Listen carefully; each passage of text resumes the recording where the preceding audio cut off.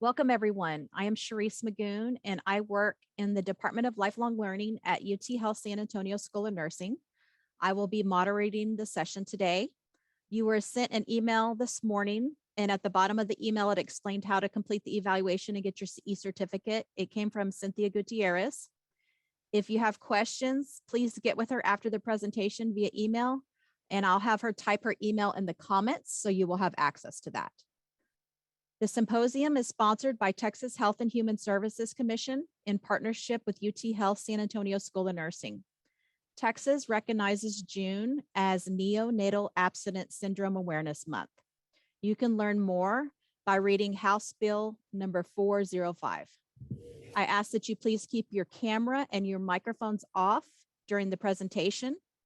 And if you will please hold all questions until the end of the presentation, and then you can type them in the comments or you can unmute yourself.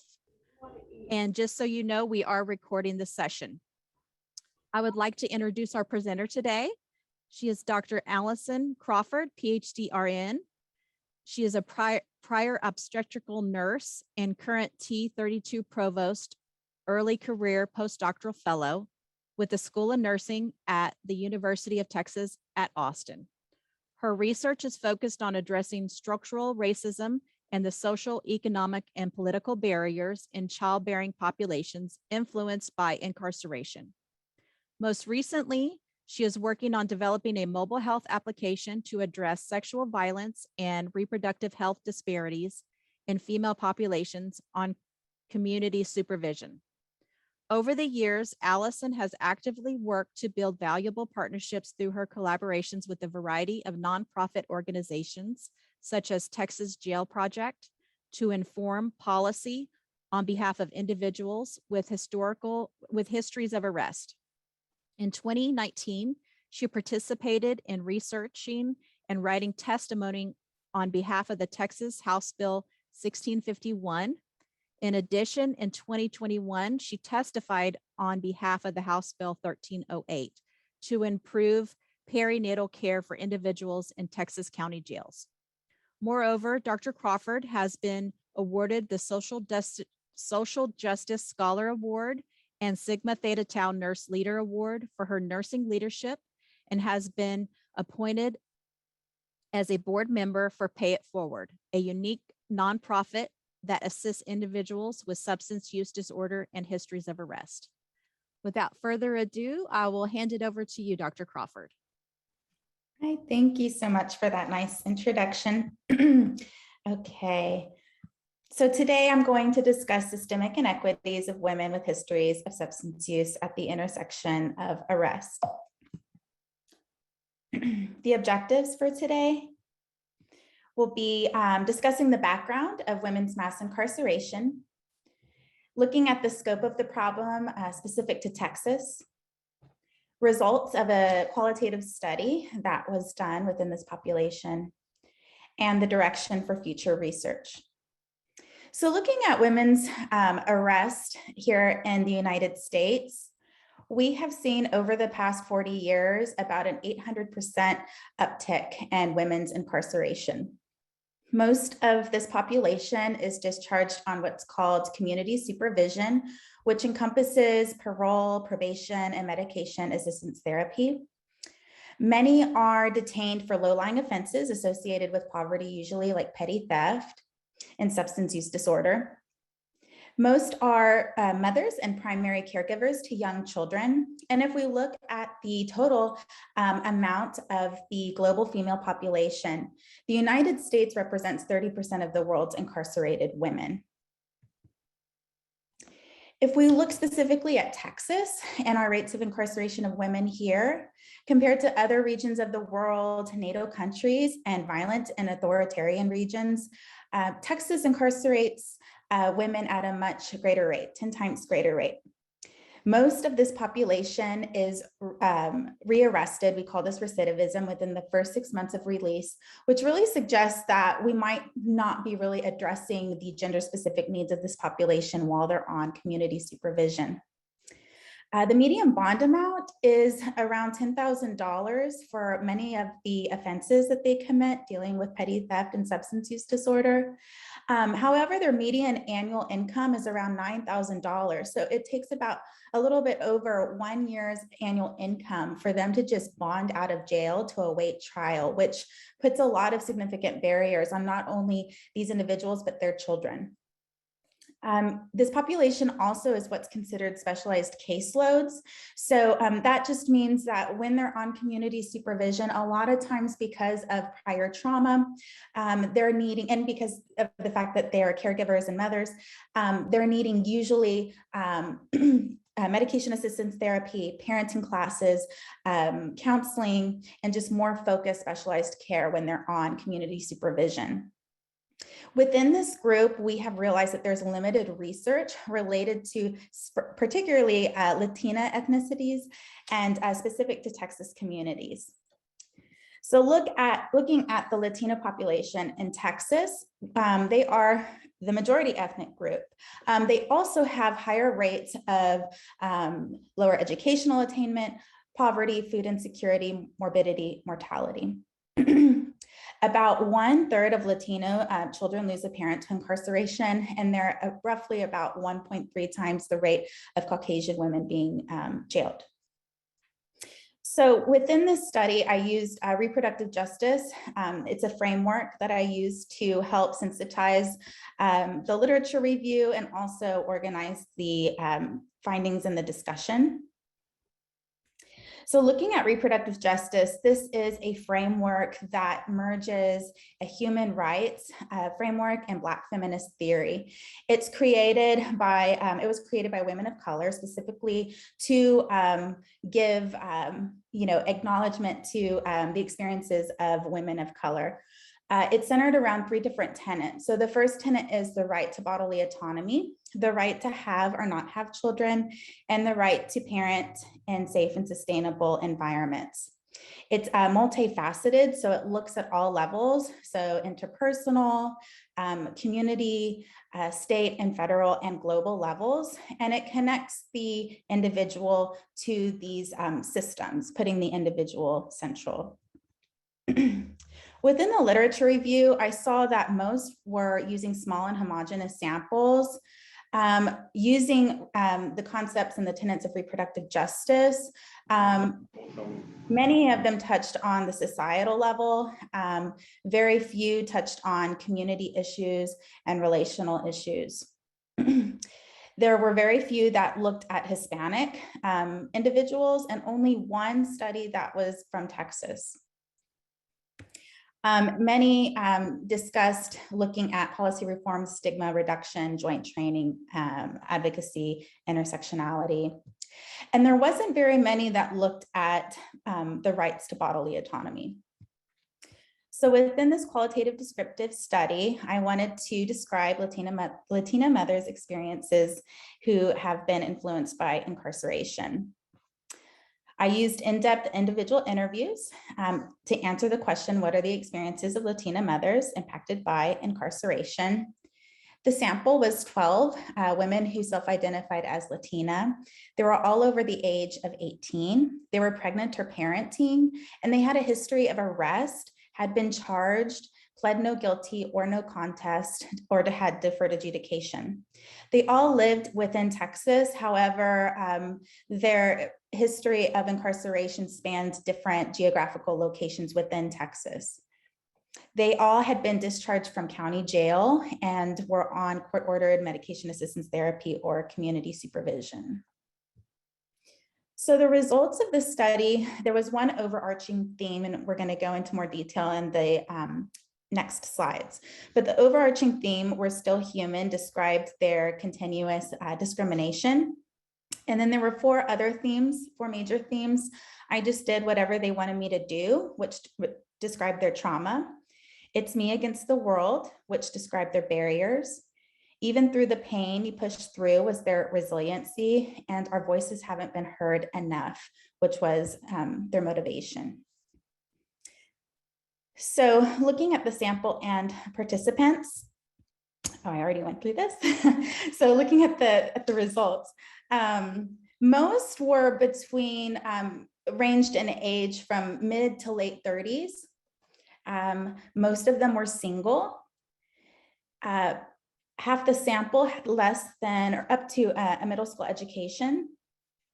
Most were unemployed and making less than $9,000 a year, which reflected national statistics.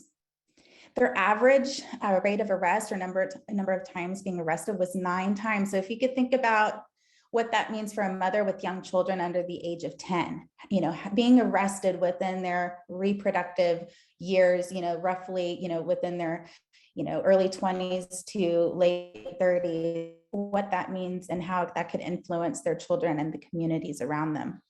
Most had been arrested for low-level drug offenses, petty theft.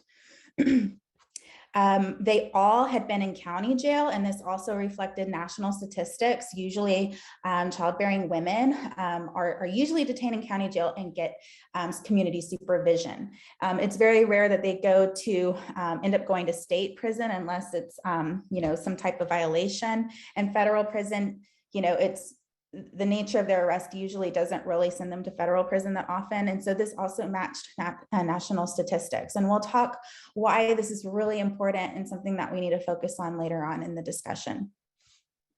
Many of them had been on community supervision, all of them, and all of them but one, and then all of them had a felony charge or multiple felony charges. Community supervision spanned about 2.5 years on average. So the overarching theme, we're still human. The exemplar that described this is, it is negative and bad. It is bad in every aspect. I understand we broke the law, but we're still human. And this was echoed by several of the participants. Many of the women made statements like, we're still human, we're not being treated as human. And so this really described just the continuous discrimination that wove throughout their lives and really influenced them after being arrested. Theme 1, I just did whatever they wanted me to do, described the trauma that they had experienced. Usually this trauma led to rearrest and substance use severity. The sub-themes within this major theme was abuse, violence, abuse of power, and family separation. So this exemplar described just the abuse that many of the women experienced. This person said the physical abuse, the emotional abuse, everything. I just felt obligated to sleep with these guys because if not, I didn't know how I was going to survive out there. Basically, I just did whatever they wanted me to do. And this again, several women had made comments like that. I just did whatever the people in power and the people around me, I just did whatever they wanted me to do. So often after experiencing incarceration, being on community supervision, there's a lot of stigma and discrimination that comes with that. They also, usually are reliant on the people around them, such as romantic partners for survival. And so many times this perpetuated instances of abuse in the physical form, emotional form, and sexual form. This participant described how her romantic partner, who she was dependent on for survival after arrest, how he physically and sexually assaulted her. He said, come here, let's make this better in blood. He sat me on the chair, duct taped my legs, my arms, my mouth about 10 times. He started shooting. I remember him taking a deep breath. He just started hitting me with the gun. He really messed up my face. He threw me in the closet for 2 days. The sexual and physical violence went on for about 10 days. And so there were so many instances of just outrageous violence in the form of physical, emotional, sexual, and gun violence. It was very hard for me to pick one exemplar, but this one was really, it hit home to me. It really showed just how severe their trauma is and how sometimes it's perpetuated after arrest because they really don't really have any other options when it comes to, survival. This participant described an instance where her court-appointed attorney coerced her to have sexual intimacy with him. And this was common across the sample, not just with court-appointed attorneys, but people within their environment, people that worked within the jail systems or outside the jail systems that knew that they were in that vulnerable state of being on community supervision. This person stated, "When I stopped answering his calls," her attorney, "at the time I was out on bond," meaning she had bonded out of jail, county jail, awaiting trial, which is a very sensitive time for people awaiting trial. There's a lot of legal implications that could alter their freedom if they don't abide. So she said, "He went off my bond," meaning he stopped representing her. She said, "I had a warrant. I stayed in jail for 6 months. He went to the jail and said, 'You want to try this again, or you want to go to prison? So who wants to sit in jail?' So I got out. Then the forced sexual assault, kept on happening. I ended up getting pregnant. Then he made me go get an abortion."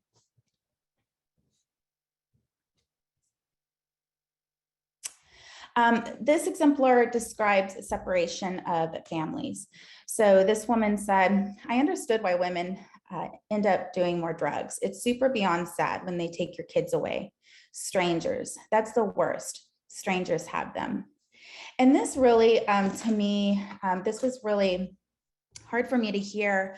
This was said across the whole sample. All 12 women said that the hardest thing for them to go through, regardless of all the instances of abusive power and physical, mental, emotional, sexual abuse, violence, the most traumatic things that they experienced was separation from their children. And that usually led them to have more substance use severity and lead to their recidivism the most. Theme 2, it's just me against the world, describe their barriers. Their barriers came in the form of economic, barriers related to accessing health, and then social barriers. There was a unique finding that we will discuss in the discussions about technology and how that alleviated a lot of these barriers, and we'll discuss that a little bit more later. So this described the barriers within the jail system to get adequate health care. So this person said, "I was bleeding. I kept telling them I'm having a miscarriage. I need to go to the hospital. They, the guards, were like, 'Shut up, sit back down.' She said, 'I'm bleeding, help.' She spent an hour banging on the window. They would not talk to me. I was in a lot of pain. I had to literally beg one of the guards to come get me. And then they took me back to the hospital. I had lost my baby." And this was a pretty common theme. There is this misconception that, I've been asked before, well, don't they, get healthcare in jail? Isn't that a benefit? Yes, I want to say any type of healthcare, no matter where it is a benefit. However, jail not only perpetuates trauma and violence within this population, within the jail and after they get out, but also some of the care within our jail systems, especially in rural areas, often have limited ability to have licensed healthcare providers, especially RNs with obstetrical background there. And so, looking at, cities like San Antonio, that's not usually as much as the case, but still that system is burdened. So again, while they're in jail, especially in county jails and especially in rural county jails, there's a lot of barriers to getting time-sensitive care, especially obstetrical care. And we hear this time and time again of people's health and their baby's health being compromised. Theme 3, even through the pain you push through, describe their barriers. Describe their how they overcame their resiliency. The sub-themes were coping and motivation. Coping was out of ways to protect themselves, survival, and to forget. Motivation usually was from a sense of belonging, a higher purpose. Also, their motivation was their own health. A lot of them voiced that they wanted to feel healthy. They didn't want to use substances, and that was something that was really motivating to them. And then also their role as caregivers, that was a motivating factor. A lot of them said, you know, they wanted to overcome a lot of these things because they had people relying on them, whether it be their children or other members of the family. This woman said, every time I went to jail, my sentences got longer and longer. And at this point, I'm facing 2 years and I'm so tired. I'm like, okay, I'm not going to steal anymore. I'm going to solicit myself because I do not want to go to prison for a long time. This was pretty alarming, and I heard this from several of the women within the sample, that they were forced into sex work. So I didn't really touch on this early on, but a lot of times the pathway to women's arrest was within the sample, they all described some form of sexual violence or assault or abuse that was happening in the home, usually at an early age. And that usually then led them to leave the house and then be reliant on romantic partners, usually older romantic partners that they met in the street, who then perpetuated this sexual violence or coercion. A lot of times they were forced into sex work, and then later on, usually came the substance use to cope with that, and or arrest, for other things overlapping with that. After arrest, having a lot of barriers associated with incarceration, they went back to these, they were forced to go back to these romantic partners, and that sexual violence and coercion continued. Many of those partners forced them into sex work. And if that didn't happen, then many times, like this one woman stated, they chose to do sex work because petty theft, and that was usually the first choice a lot of them did in order to survive, that came with a higher or a heftier charge and sentence. And so I want to say that is a felony, and sex work is a misdemeanor. So a lot of them, because they're mothers, because they don't want to be in prison for a long time and have that higher charge, they chose to do sex work. And so this was pretty alarming to me that some of the institutions and policies associated with arrest is perpetuating this type of phenomenon in this population. Our voices haven't been heard loud enough, described the participants' desires. The sub-themes were their rights and acceptance. So a lot of them talked about wanting equal rights, and also talked about just wanting to be accepted. They felt a lot of their stories haven't been told, and if more people just understood who they were as people, that they would probably be more accepted. However, they just felt really silenced by society. A lot of people said when people did ask how they're doing or what they experienced, when they did disclose some of the things that they experienced, a lot of them said people just didn't understand. They walked away or they ignored them. So a lot of them felt like they were alone on an island going through these things, but they really desired wanting to be accepted. This person said, I started feeling the immediate losses of many of my rights. I couldn't vote, I couldn't drive, I couldn't get food stamps for a period of time. There's a lot of things that got taken away from me. And then I felt it that much more because I was a single parent, a female, and I had this little one. So from the discussion, looking and using the tenets of reproductive justice, that first tenet, their right to bodily autonomy, mothers and women following arrest are often stigmatized for deviating outside of gender norms and expectations. And this usually perpetuates a limitation of their bodily autonomy. That overarching theme of discrimination usually helped reinforce these mindsets that this group of women, weren't entitled to equal rights to their bodily autonomy. Poverty also was something that perpetuated this. A lot of the women said, I wouldn't have these issues if I didn't have, if I wasn't living in poverty, right? If they weren't forced to either engage in sex work for survival or go back to these, romantic partners that forced them to do that. A lot of times they said their trauma and a lot of the limited bodily autonomy wouldn't have happened. Again, trauma and what I just stated a little bit earlier, the pathways to women's arrest is usually from some form of trauma, and a lot of times in the sexual form. And so this usually maps out later on to influencing their arrest rates, rearrest rates, and substance use severity. There was a lot of sexual victimization within this group. And so this is something that really stood out to me, and something that I'm wanting to address now in future research, just the fact that, this was an issue prior to their arrest, but it's even heightened after arrest, and it's rarely really talked about. When we talk about, the literature around sexual violence and rape, usually sex workers and individuals influenced by arrest, they're left out of that conversation a lot. And there's this misconception that, people that are forced or even, willingly do sex work, that they're not entitled to bodily autonomy, which is not true. Their health, a lot of them echoed not having bodily autonomy when it came to their health. So whether it be, in the act of being pregnant or giving birth, not having a lot of options. When it came to parenting their children, having the ability to bond and breastfeed, a lot of times they weren't given equal options about that.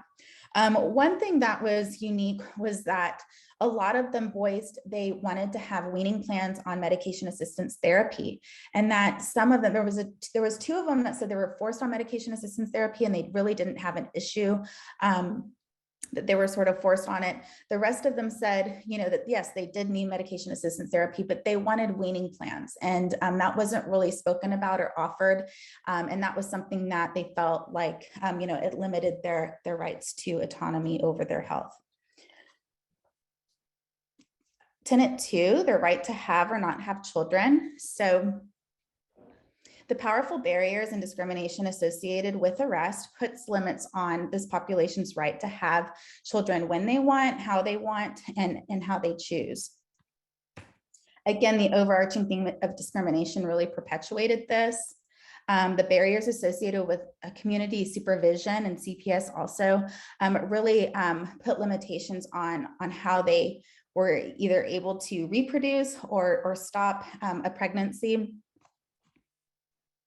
There was discussion by several women about limited mother-centered resources. So unlike, and I'm not saying all male populations that are influenced by arrest aren't parents, but predominantly childbearing women influenced by arrest are primary caregivers.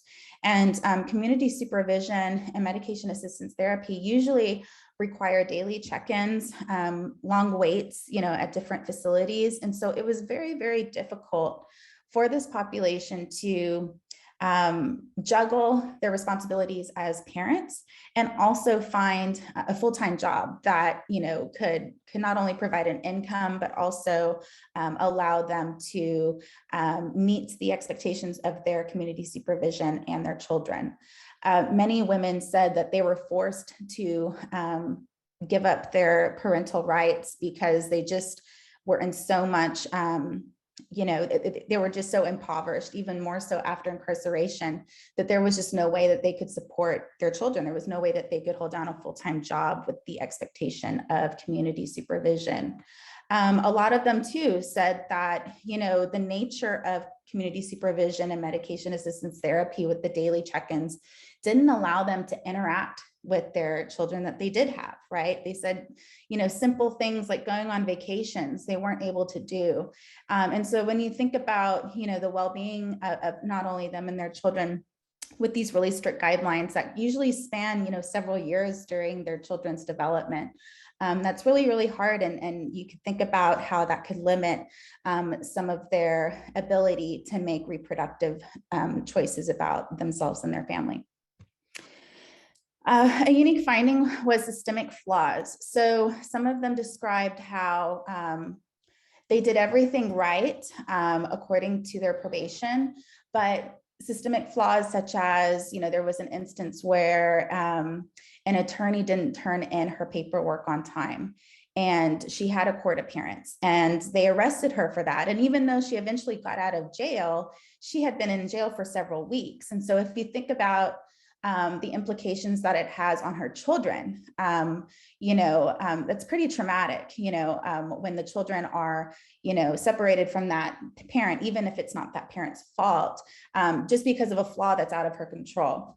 There was also another story about a woman who she got rearrested as well for, she said she would get random like telephone calls to go submit a urinalysis. And the urinalysis clinic was closed on holidays, like major holidays such as Christmas. So she got a phone call to submit a UA on this day. However, the clinic was closed, and these clinics, from what she described, are contracted with, adult probation. And so it's certain clinics that, you have to go to. And so this particular clinic was closed. She ended up getting a warrant, for that type of systemic flaw. And then the other flaw that I discussed earlier was that abuse of power by that court-appointed attorney who just stopped representing his client when she refused to have sexual contact with him. And so all of these things, these women are very vulnerable, same with their children. And some of the issues within the system perpetuate them to be rearrested. And even though it's cleared off their record and they come out eventually, some of that trauma and the separation of the family could often have major implications on their right to have or not have children during that time. I just discussed abuse of power and family separation. So I'll go on to the next one. Tenet 3 is the right to parent in safe and sustainable environments.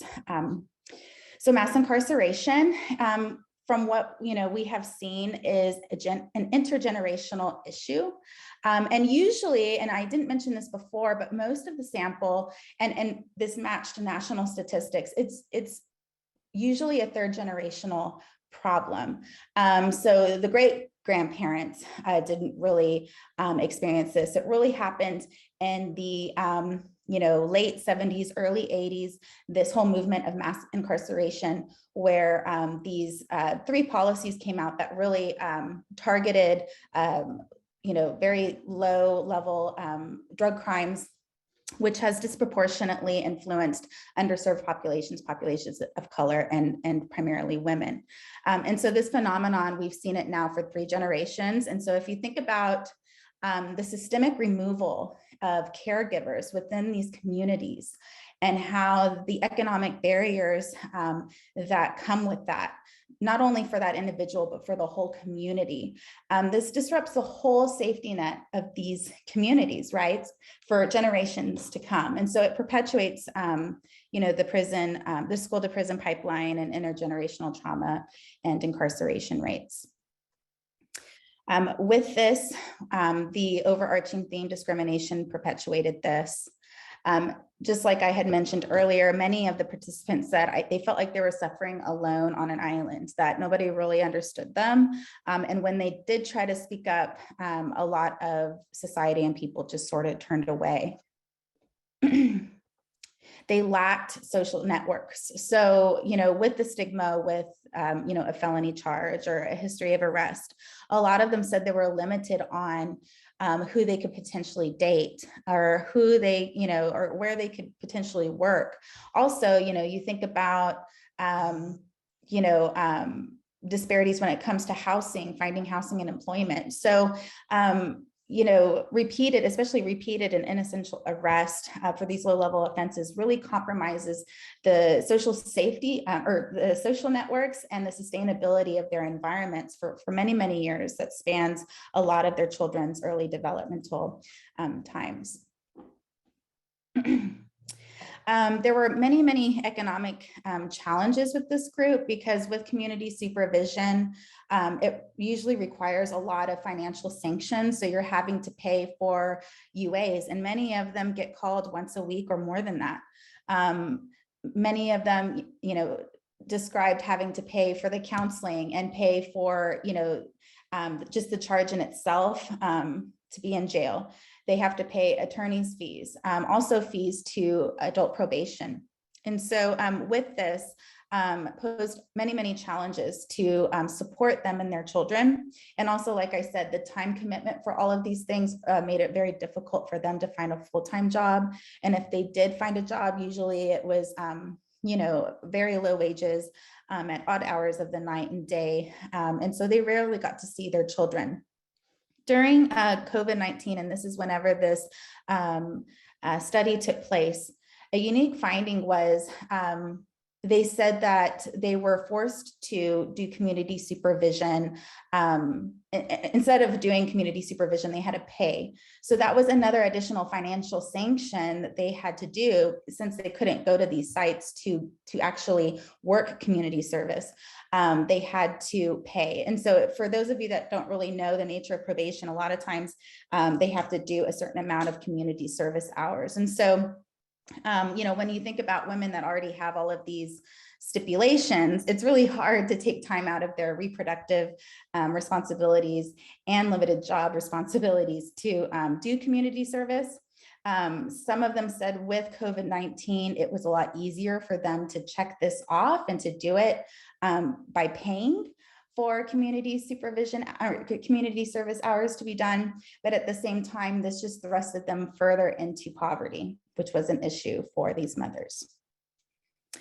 Many of them brought up checking the box. So being intimidated, feeling stigmatized, and just not given equal opportunities to employment by, having to check the box when it asked if they had been arrested for a felony in the past. And so many of them, they all said they wanted to work and have the opportunity to work, but they just couldn't. And so a lot of times this, again, deteriorated the safety and sustainability of their environments by being forced to do jobs that they didn't want to do, like sex work, and or relying on these romantic partners that perpetuated violence within their lives. Also, we discussed a little bit earlier about their parental rights being involuntarily or sometimes voluntarily garnished, just because the barriers associated with community supervision is just really hard to juggle everything. There were a couple of women that I interviewed that were next of kin caregivers, grandparents, because their children are now incarcerated. And so there was discussion within the group that there was limited resources for next of kin caregivers. And so a lot of times, these caregivers, such as grandparents, they weren't able to support these children as well while the parents were incarcerated or on community supervision. So a lot of times this led to foster care for these kids. And lastly, technology. So during COVID-19, a lot of their services, counseling sessions, check-ins with their probation officers and caseworkers were done on using technology. I also interviewed all of the women using the telephone. That was something that I had to do because of the COVID restrictions during that time. And a unique finding was that with this was that a lot of them said they actually liked the use of technology, and it actually helped them to complete their community supervision a lot more efficiently and effectively, because they were able to juggle all the responsibilities of being a parent. They didn't have to worry about childcare, transportation, and things like that by having these virtual sessions. So some of the implications for policy, and you've probably heard this before: trauma-informed care and harm reduction. Policies that reflect humanity, yes, these people may have done something they shouldn't have done, but a lot of times, that doesn't, we shouldn't, infringe on their reproductive autonomy and rights to have children and bodily autonomy and things like that. A restructuring of the probation system would be really great for this population that really centers the needs of mothers and children. Weaning plans is something that was talked about a lot. A lot of them too discussed, wishing that they had prescriptions so they could balance their reproductive duties, employment duties, and just do simple things like take a vacation. Addressing sexual violence and possibly lowering or decriminalizing sex work completely could really help this population, considering how prevalent this is in that population. And the use of technology was something that was really unique that I would suggest later on to really embrace to help this population overcome a lot of their barriers. Some implications for education and practice. So with education, We really need to, have these discussions across all different professions and subjects about the local, state, and federal laws and context related to incarcerated populations. Also related to substance use, the issues that perpetuate substance use and substance use severity and child welfare. Also education across all levels. So a lot of times we don't get this education, I know for nursing, until maybe a little bit in a bachelor's, and then for sure, maybe a little bit in a doctorate or PhD program. But addressing this at all levels, so at the associates all the way up, could really help inform people's practice and just society as a whole to better help this population. With practice, of course, trauma-informed care and harm reduction. Implementing institutional policies, community partnerships, and bridging services, and implementing tapering plans, weaning plans, addressing sexual health issues, and also the opportunities to bond and breastfeed with their babies. That was something that was really talked about. Also, another thing that I didn't mention before too is that a lot of them said they wanted to be in control of their health. They wanted to go to the doctor a lot of times, but they felt stigmatized, especially the ones that had to either were forced to do sex work or, had to out of necessity. And so, having programs that, address these contextual issues in a non-judgmental way could really help them. Another thing that was really alarming was that a lot of these women, because they didn't have access to healthcare, were either forced to, there was a story where somebody was forced to traffic drugs across the border because she wanted money to access getting an abortion after she had experienced sexual violence. And in that instance, she was caught and she was put in jail and forced to have the baby. Another participant described purposely getting arrested to access healthcare that is in the jail that she couldn't find outside the jail. And so making more of an effort to look at preventative services and access to services and really informing this population of such services to just, reroute them into not either, going and purposely getting arrested or getting arrested by default just to try to get access to healthcare. Implications for research. So a focus on intersectionality and on Texas communities, looking at the pathways of trauma, sexual violence, and family separation. We need more focus on the LGBTQIA star community. We need to bridge initiatives on all levels. A lot of times we're siloed, whether it be within our institution or within the state, but we really need to start talking across institutional and state lines to really address this problem. We need to target economic barriers and focus on county jails. So this is something I had mentioned earlier. So the findings from the study match national statistics. So most of this population is detained in county jails. County jails compared to state and federal prisons usually lack as much funding. And this is because people say, well, the turnover in county jails is very low, or is very high. People, leave county jails a lot faster than the state and federal prisons. However, for these offenses, and especially from COVID-19, it could take anywhere from days, weeks, up to a couple of years to get out of county jail while awaiting trial. So if you think about the implication it has on the young family, on somebody that might be pregnant or have some type of chronic condition, essentially, we do need to address county jails, and especially since this population is disproportionately influenced by county jails and not the federal or state jails. And so more focus on that really needs to be addressed. So some of the overall conclusions was to explore the pathways, and these are the conclusions that are now leading into the future direction of research, at least for me, and what I would suggest for you. So explore the pathways to incarceration, focus on intersectionality and the tenets around reproductive justice, address sexual violence, alleviate economic barriers, utilize technology, and conduct community-based participatory research.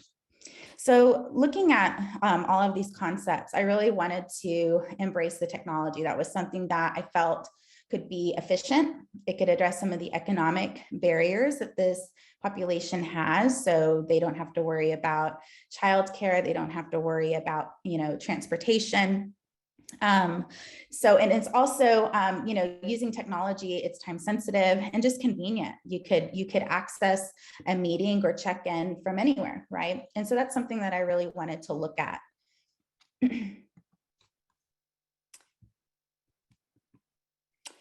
So looking at mobile health gaps, or mHealth, mobile health, and I'm looking particularly at applications that are on a mobile phone. So there are limited gender-specific interventions for women influenced by arrest. There has been interventions for both male and female populations, but none specific to the gender-specific issues that women, particularly mothers, have after arrest. There's also limited interventions looking at sexual violence, overdose, substance use severity, and the contextual factors associated with those. There has been quite a bit of apps addressing sexual violence, but in female populations that are of college age, like, attending school within university campuses. So I thought that was pretty interesting, considering that this population of women have very, very high rates of sexual violence and coercion. So I think it would be really beneficial to look at those mobile health applications and implement it within this population.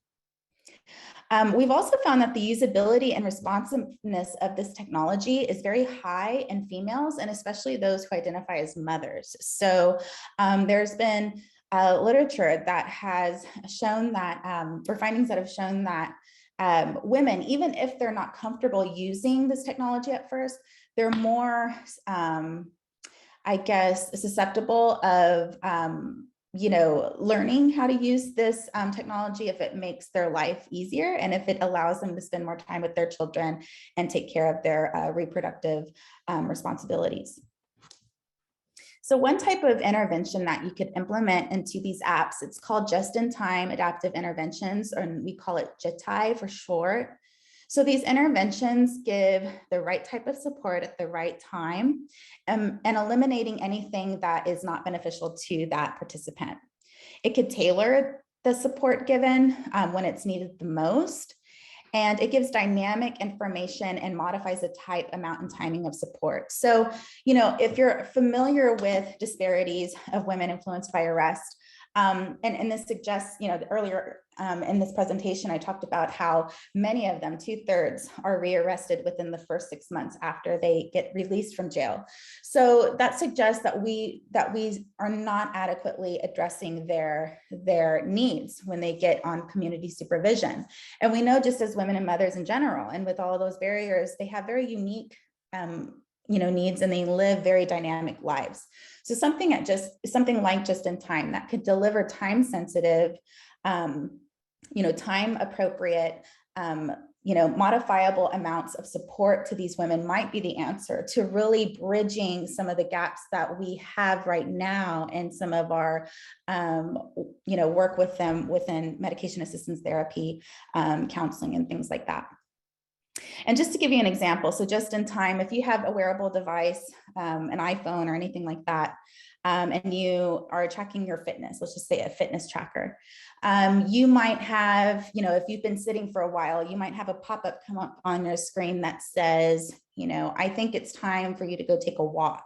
But with just in time, it adds another layer to where it could predict where you are, your geographical coordinates, right? And so if it's raining that day, it could not suggest a walk, and it could suggest something else to get you up and moving that doesn't require you to go outside. And so if you think about this in the context of maybe helping with self-management of sexual behaviors or safety, or reporting instances of imminent violence or violence that was experienced, or in cases of substance use, behavior, severity, or potential overdose, this could really help protect lives and actually, alleviate a lot of the disparities that they are encountering within this population. Ecological momentary assessment is another intervention that could be inside these wearable apps or mobile health apps. And so it's not as fine-tuned as the JETI, but it can give us predictions about people's thoughts and feelings and social and environmental factors and how that's associated with their behavior. It could also allow us to look at in-person patterns that could predict behavior and what's going on within their natural environment. So again, their environments are dynamic, and think about, having a device where we could predict potential behavior or predict that, they might have severity in their symptoms, and then suggest for them to either contact a counselor or caseworker or go in and get checked. I think this could really prevent health disparities, but also instances of recidivism, rearrest, when they purposely go to jail just to access healthcare. So what this might look like, we call it sequential momentary randomized trial design, or SMART design. So you could have a group of women on community supervision in two different groups, both groups receiving behavioral counseling. However, one having EMA within the mobile health app, and then the other group having EMA and JETI. And then depending on the intermittent or intermediate outcome, they're randomly assigned to a second stage intervention. And so what these SMART designs allow is the ability to compare the impact of the sequence of treatments rather than examining each piece individually. It could give us an increased ability to test and tailor variables, and it decreases cohort effects. So all in all, using mobile health technology to address these disparities in this population of women, we could culturally tailor interventions that might lower disease severity and recidivism rates. We could create a digital phenotype, meaning we could we could figure out their behavior when it comes to their social, environmental, genetic, and contextual factors to predict behavior around their self-management of either sexual health, substance use severity, and things like that. We could enhance self-management of symptoms. So a lot of this population said they want to be in control of their health. They just don't have the tools, or they feel stigmatized. And so this way, it gives them a discrete way to access information, to track their symptoms, and then to get help when they're at risk of having a severity of symptoms. This technology could help alleviate disparities in a more precise way, in a more time-effective way, and it could help develop interventions to be more equitable, specifically for those who identify as females and mothers after arrest. And that is all. Thank you. Are there any questions?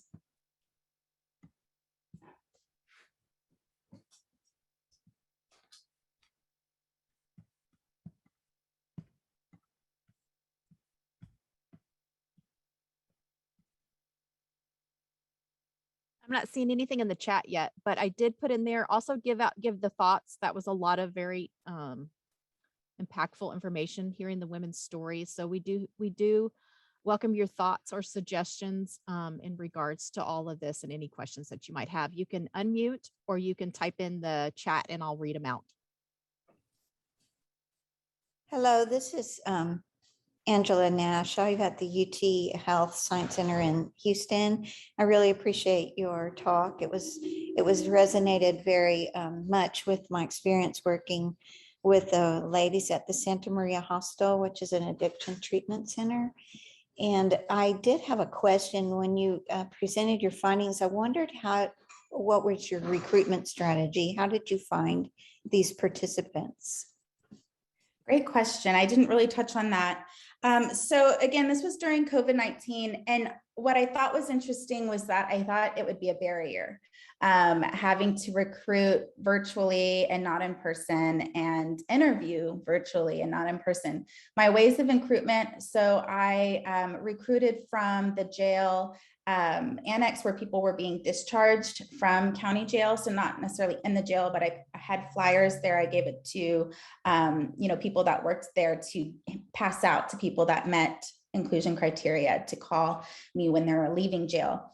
Also, with the adult probation offices here, so probation officers were given flyers, and they would, give the flyers out to their clients on community supervision. I also passed out flyers at it's a program for particularly mothers and women with substance use. It's called the Mommies. It's with the Center for Healthcare Services. So not only within that center, which gives medication assistance therapy to people, but also there are other centers around town. So I had the most response from people leaving jail and on medication assistance therapy.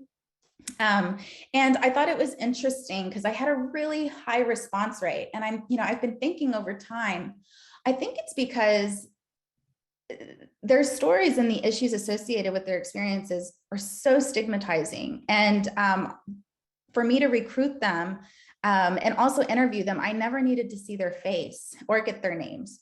So all of the participants had said that it was really nice to share their stories. They had never been asked to hear their story, or they've been scared because of the stigma to share their story. So I thought it was interesting of the response. I ended up, after I had data saturation, I still got phone calls. And so I had to tell people, unfortunately, they couldn't participate, but I had a really high response rate really fast. And so I think when it comes to issues, especially with this population and overlapping issues, if you're doing research in this area, I think giving that extra layer of confidentiality and maybe doing things that maybe aren't as traditional as, the ways of traditionally doing things like in-person interviews and in-person recruiting, I think that really helped the response, particularly with this research question. Yeah, that's a good idea. Another thing I wanted, because I do provide medication assisted treatment for adolescents, is the weaning plans. A lot of the literature say that the risk for relapse is really high if you don't wean, if you start weaning before a year. And I'm wondering if that's perhaps why their providers didn't discuss weaning, because they didn't want them to relapse back to opioid use disorders. I'm just curious. Most of the population I had interviewed had been on medication assistance therapy for years. They weren't new to it. So most of them had already been incarcerated several times for substance use, and they had been on medication assistance therapy. I don't think anyone, it was their first year. I mean, all of them said this has been going on for a while. So that is something I didn't know. But I know with this particular population, they had been on medication assistance therapy most of their, adult life from what was described. Okay. Yeah, that is an interesting finding. I'm surprised because that's not what happens in practice here, but you're talking about people that have been in county jail and living in rural areas. It's possibly that's exactly what they're dealing with.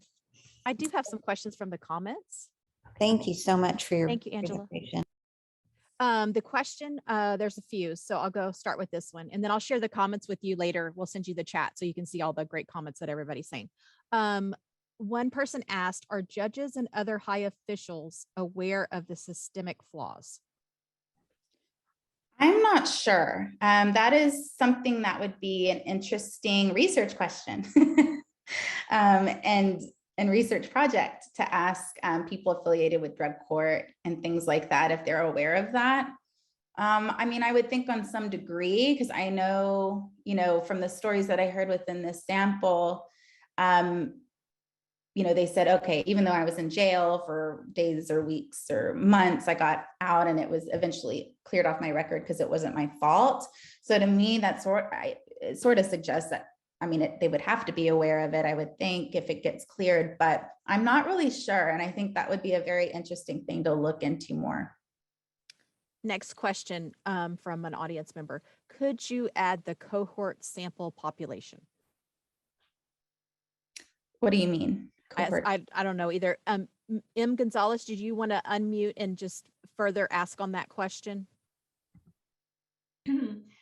The total number of women that you interviewed based on because you had your samples, you had your index of the different statistics, but what was the total number of sample that you used? 12 women.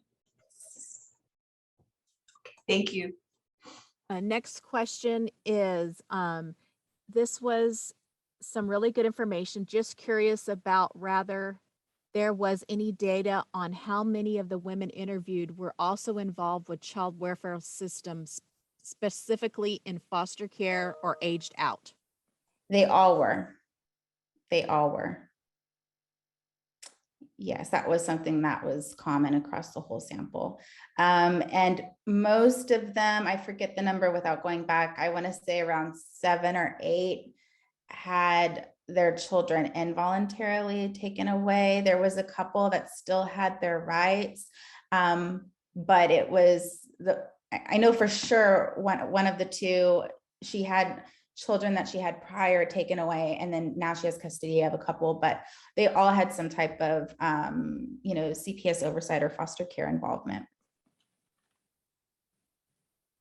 That was the last question on chat. If anybody wants to unmute, we can take one more question before we wrap it up. Hi, this is Yolanda Ross from Santa Maria Hospital. I just want to commend the study, especially specifically addressing women that have been incarcerated, but also working with them to try to prevent them from going back into the jail systems. Because as you know, that the biggest mental health provider we have in the state of Texas is the criminal justice system. And a lot of these women are going into jail and they're not getting the proper treatment. And of course, when they go out and they're ready to come out, they go back to something familiar. So I think what you presented today was an excellent presentation. And, and as providers, something's got to change, something really needs to be changed on the whole spectrum of substance use and mental health, and specifically women that are incarcerated who are specifically getting out, because they're finding there's limited resources, and in the height of COVID, it's even worse. So that's just my input. And I digress. Thank you. I agree. Yes. Thank you so much, everyone, for being on with us today. And thank you so much, Dr. Crawford. We truly appreciate the work that you're doing. You have a wonderful day, and we'll be closing the session. Thank you.